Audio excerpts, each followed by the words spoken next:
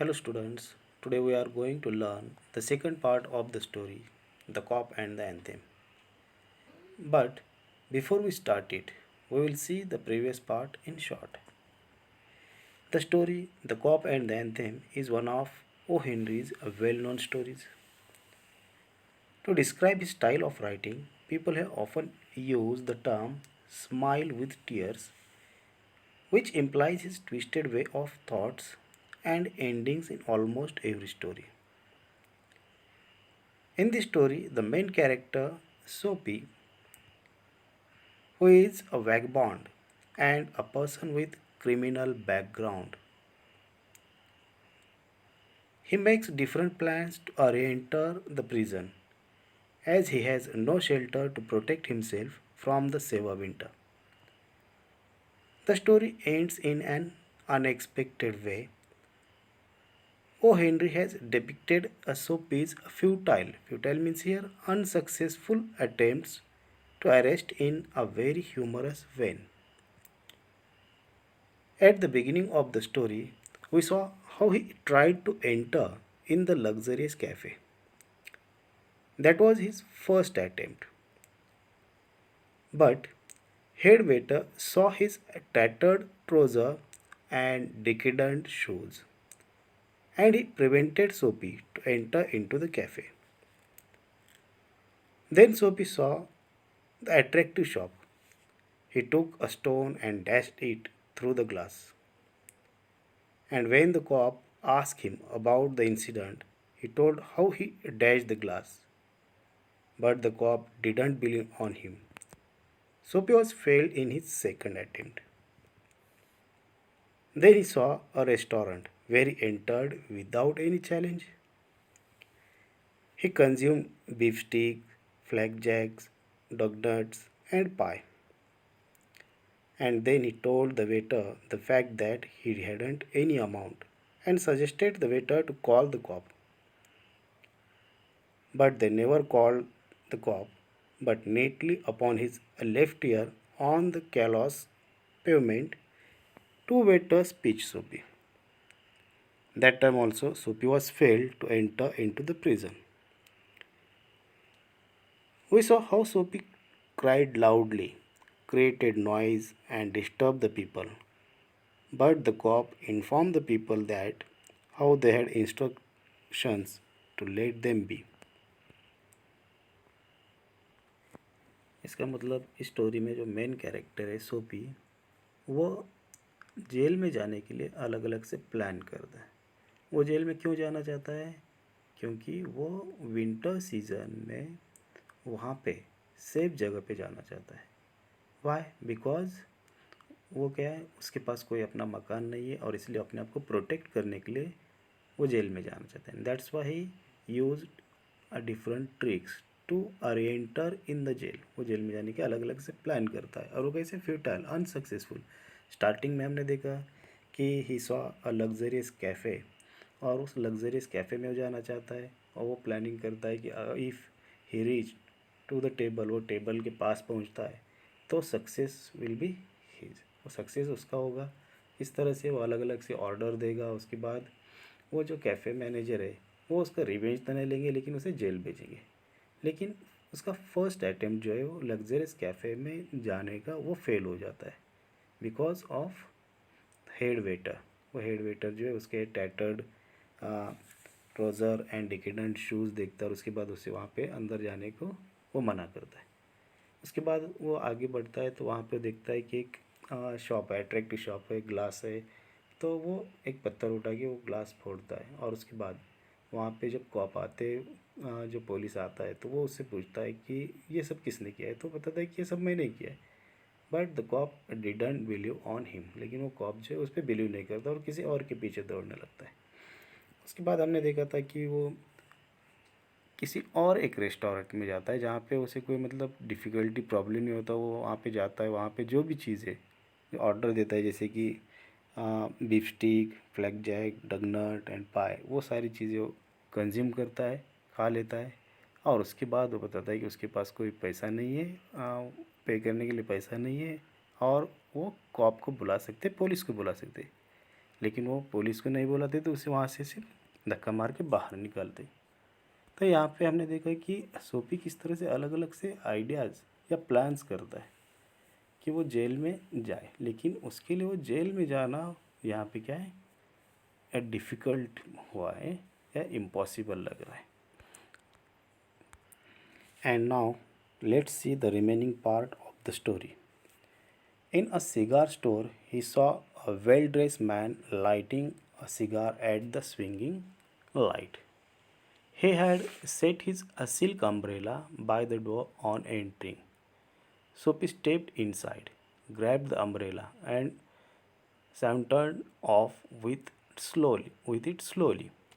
The man at the cigar light followed hastily. My umbrella, he said sternly. Oh, is it?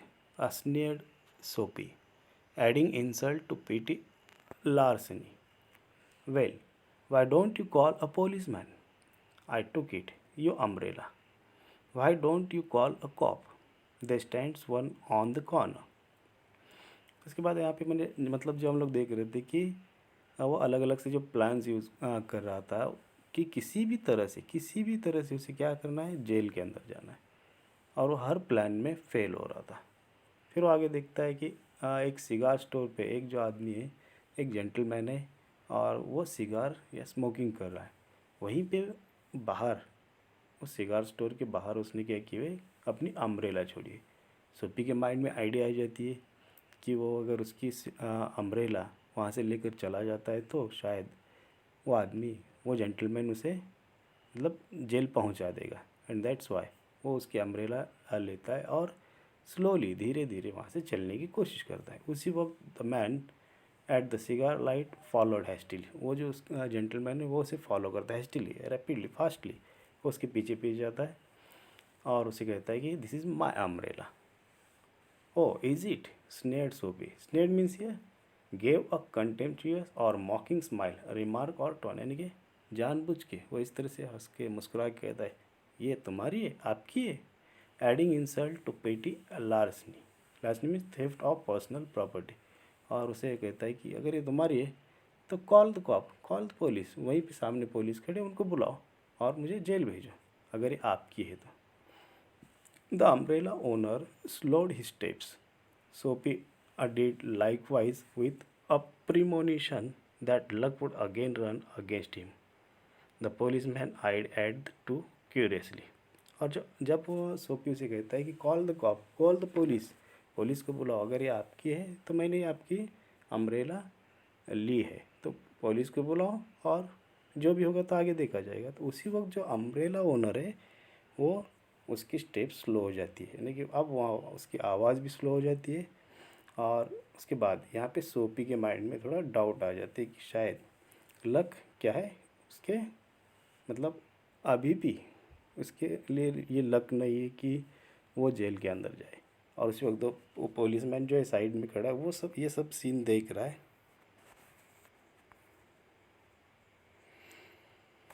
Of course, said the umbrella man. Well, you know how these mistakes occur if it is your umbrella. I hope you will excuse me. I picked it up this morning in a restaurant. If you recognize it as yours, why I hope you will. और उसी वक्त वो जो gentleman है जिसकी umbrella थी सोपी ने वो ली हुई थी, वो आदमी, वो जेंटलमैन उसे कहता है कि ऑफ कोर्स ये आपकी हो सकती है। मॉर्निंग में ही बाय मिस्टेक ये मैंने कहीं से उठाई हुई थी, मुझे मिली हुई थी, और हो सकता है ये आपकी हो, तो ये आप रख लीजिए, मुझसे गलती हुई है, एक्सक्यूज़ मी, यानी कि मुझसे गलती हुई, मुझे माफ़ कीजिए। और उसके बाद वहाँ से वो जेंटलमैन चला जाता है। सोपी का मतलब ये प्लान भी यहाँ पे फेल हो जाता है।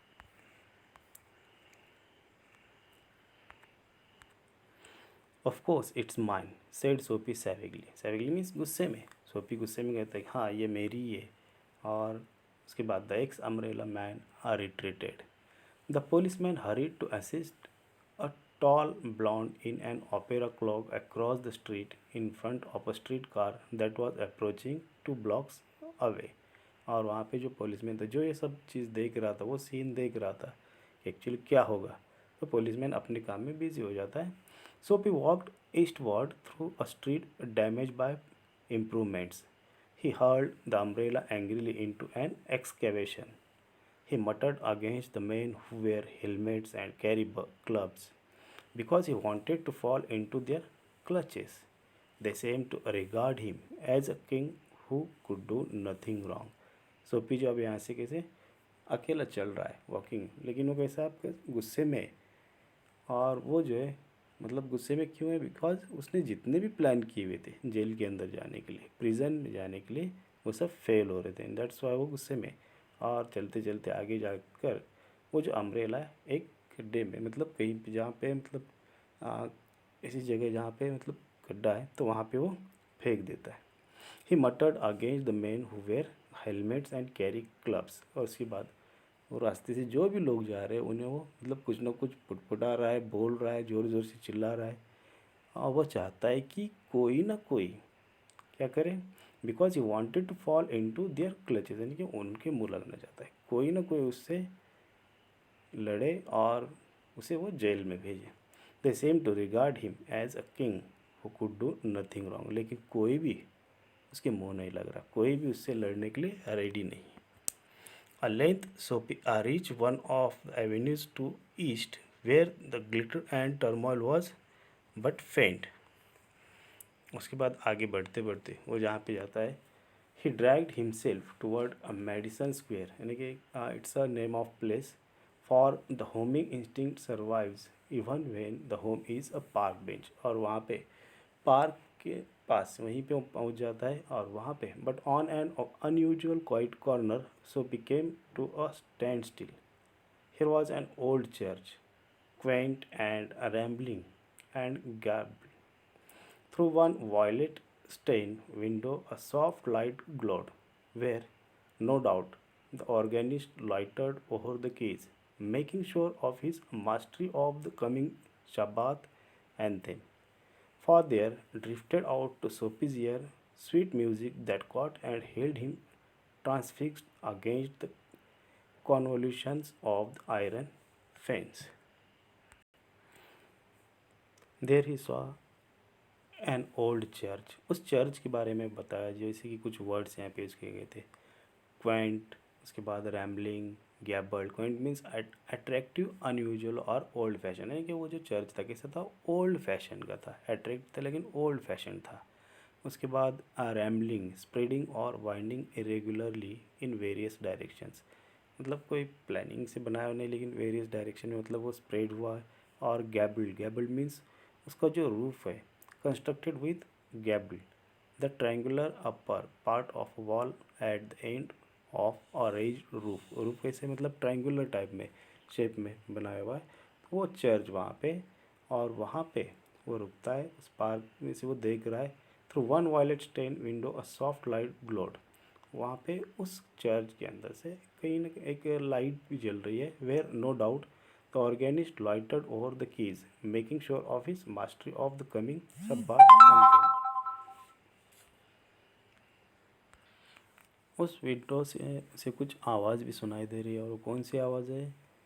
पीपल आर प्रैक्टिसिंग, वो एंथेम की सॉन्ग, मतलब वो जो प्रैक्टिस कर रहे हैं शबात, ये जो रिलीजियस ऑब्जर्वेंस है तो उसके लिए जो लोग वहाँ पे प्रैक्टिस कर रहे हैं तो उसकी वो साउंड उसे सुनाई देता है। For there drifted out to Sophie's ears sweet music that caught and held him transfixed against the convolutions of the iron fence। और वो साउंड, वो म्यूज़िक सुन के उसका माइंड कहीं ना कहीं चेंज होने लगा है। उसके माइंड में मतलब वो अपने पास्ट को याद करता है। The moon was above, full and radiant. Vehicles and pedestrians were few. Sparrows twittered sleepily in the eaves, or a little while the scene might have been a country churchyard। It means यहाँ पे वो scene कौन सा बताया ना, night का, रात का समय है। अब यहाँ पे जो स्पैरोज ट्विटर्ड स्लीपी लिखा गया, यानी कि अब जो पंछी या जो बर्ड्स है उनकी आवाज़ भी चिलबिलाहट भी बंद हो चुकी है। और ये जो सीन है रात का सीन बताया हुआ है। And the anthem that the organist played cemented Sophie to the iron fence, for he had known it well in the days when his life contained such things as mothers and roses and ambitions and friends and immaculate thoughts and callers।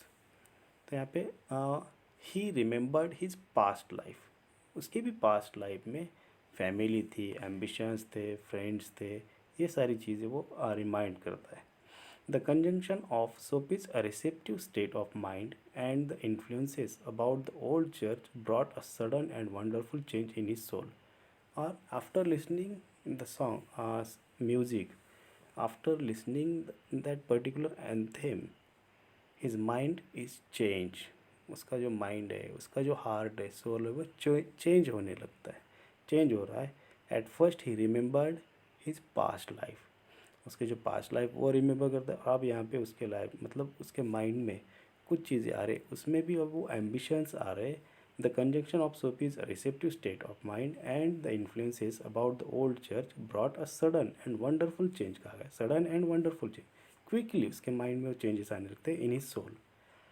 He viewed with a rising horror the pit into which he had tumbled, the degraded days, unworthy desires, dead hopes, wrecked faculties, and base motives that made up his existence. यानी कि जो उसके past में जो हुआ था, जो चीज़ें हम बताए, जैसे कि डिग्रेडेड डेज है, अनवर्दी डिज़ायर्स है, डेड होप्स कहा गया, यानी कि उसके जो फीलिंग्स थे, वो एक्सपेक्टेशंस थे, वो wrecked faculties and base motives that made up his existence. तो वो जो चीज़ें अब वो रिमाइंड कराता है.